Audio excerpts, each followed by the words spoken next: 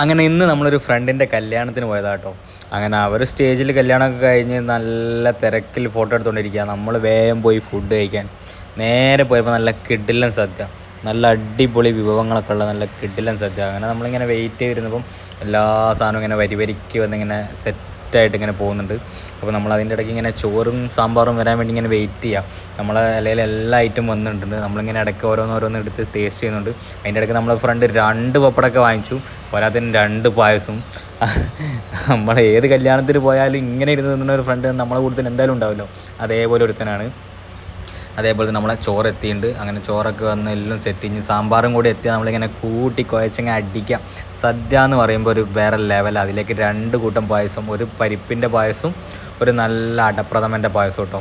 നല്ല കിഡിലനായിരുന്നു. പിന്നെ നമ്മളെല്ലാവരും കൂടെ ഇരുന്ന് നല്ല വൃത്തിക്ക് എല്ലാവരും നല്ല സ്ട്രെയിറ്റ് ആയിട്ട് നേരെ ഇങ്ങനെ ഇരുന്ന്, അതിൻ്റെ ഇടയ്ക്ക് നമ്മളൊരു ഫ്രണ്ട് അവിടെ നിന്ന് ഇങ്ങനെ ഒളിഞ്ഞു നോക്കിയിട്ടോ ക്യാമറ കണ്ട അങ്ങനെ നോക്കിയിരിക്കുന്നവന്മാരാണ്. അപ്പം എല്ലാവരും ഇരുന്ന് കഴിച്ചുകൊണ്ടിരിക്കുകയാണ്. നല്ല അടിപൊളി സദ്യയായിരുന്നു കേട്ടോ.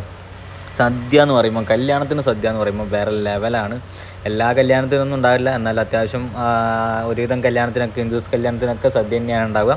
സദ്യ കഴിച്ചു കഴിഞ്ഞാൽ ഒരു മയക്കം മസ്റ്റാണ്, എന്നാലും അടിപൊളിയായിട്ടോ സദ്യ, വേറെ ലെവലായിരുന്നു സദ്യ.